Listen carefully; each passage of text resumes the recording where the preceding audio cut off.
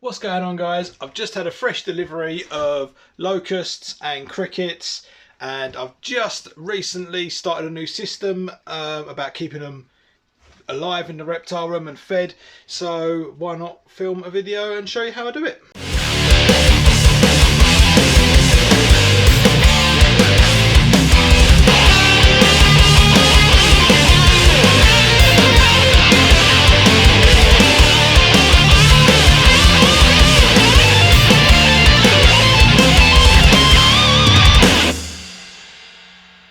Okay, so first things first, let's show you my idea.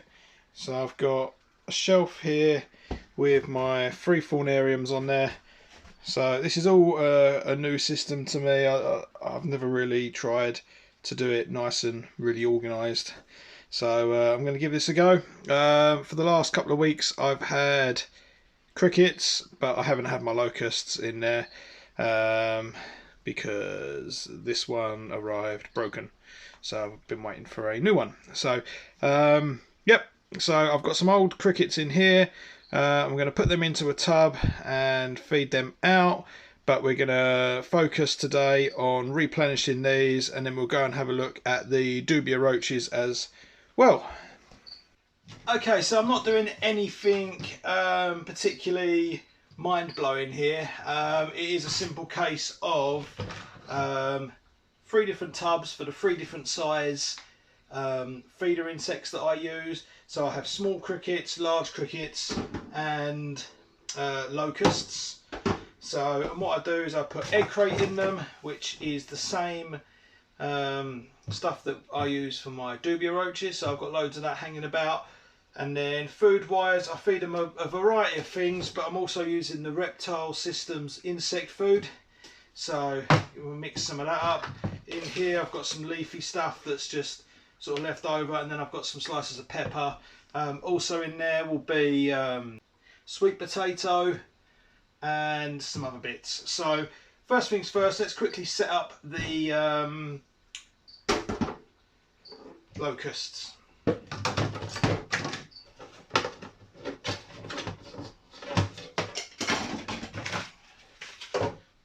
Put that in there for now.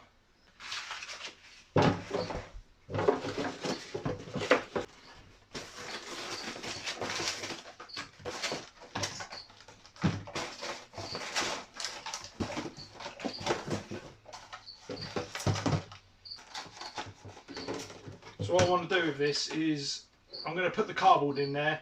I don't really want the bran in there. It doesn't really serve a purpose to anything. Nothing eats it.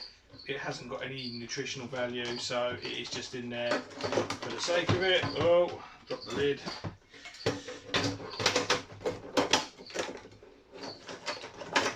Mess that up straight away.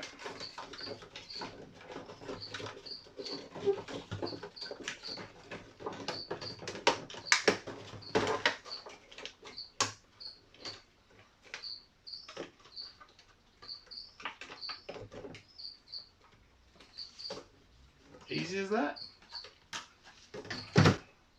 Did get quite a lot of bran in there that time.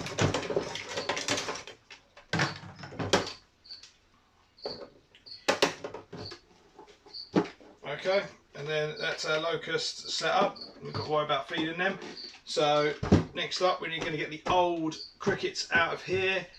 And what I'll probably do with those, although they're nice and healthy, the ducks like them, so they'll go to the ducks.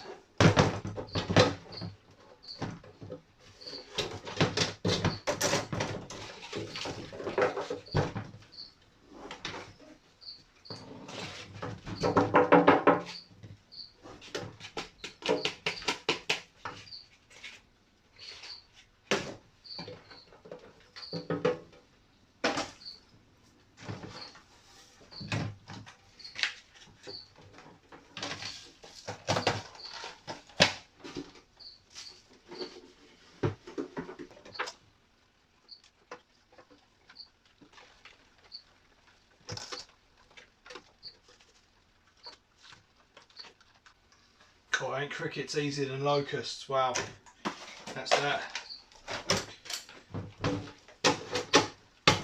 We just got to do the small exactly the same again with the small ones. So there we have it. Locusts, crickets, small crickets. So now all we've got to do is give them some vegetables and prepare some insect food.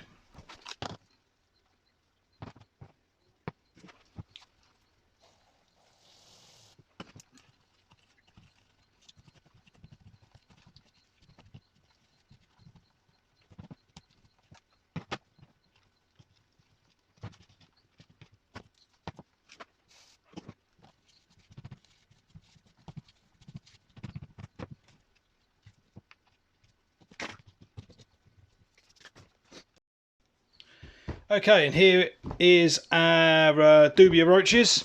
So similar kind of setup.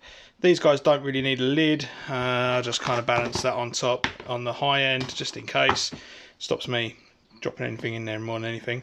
So these guys are fed on the insect food as well as vegetable scraps.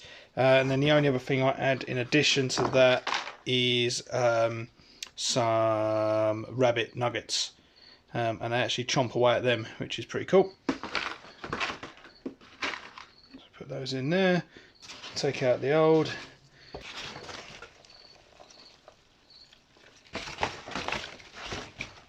So I actually cleaned these out last weekend and they're pretty good. Probably won't need doing until next weekend. So what we're going to do today is just throw in what we've got left from the other stuff, from the crickets and the locusts, and that will do us. So yeah, let's have a little wrap up. Okay, I'll give you a really quick tour of some other stuff we've got as well. So this is my fruit beetle kind of colony, and a couple of days ago we cleared these guys out and redid their viv, and we've ended up with loads of grubs. I did feed out a load, but we've got grubs. The big grubs aren't much use to me, but if I see any smaller grubs in there, I nick them out, and a few of those get fed out as well, which helps keep down the population of that. I'll just knock that over, and of course I have. In here we've got mealworms. Loads of mealworms. So this is slightly different. I'm trying to keep these more natural. I'm just giving this a go really. I'm not too bothered what happens, but I just throw food in here. So there's always darkling beetles about, and there's always mealworms in there. So probably isn't enough to, you know, feed thousands out all the time, but it keeps me going. I very rarely buy pots of mealworms, so this is enough for feeding out to my assassin bugs is what I mainly use it for, and my line day geckos. Good for tongue feeding with my line day geckos. Okay, it's been about 10 minutes since I set these guys up, the new ones. Oh, I've got so much glare you can't see anything. As you can see, everything loves the crickets. Sniff it out faster than the locusts, but the crickets go mad for the insect food from reptile systems. So that'll keep me going for a couple of days. Then I'll change that out, change the food out, and then when I need to take anything from these, I pick up the cardboard that came from the cricket tubs, and that's normally got enough crickets on there to then tap out into a pot to feed out. So that's my setup. I don't heat them. The reptile room is pretty hot. Let's have a little look up there. 24.7 this evening. So the reptile room does get really hot. If you were keeping these in another room of your house, maybe it's not so warm, you might want to think about possibly putting a heat mat on the back. But yeah, for me, with the roaches and everything, all my insects, I don't heat them, never had to.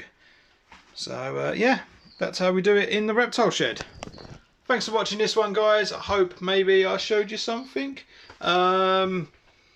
So if you liked it, please give me a like, subscribe, all that kind of stuff. Gonna have some builds coming up soon. We're going to be doing some actual reptile enclosure builds. Got to do that really. Been putting it off for a while. So yeah, hope you enjoyed that one, and I'll see you in the next video.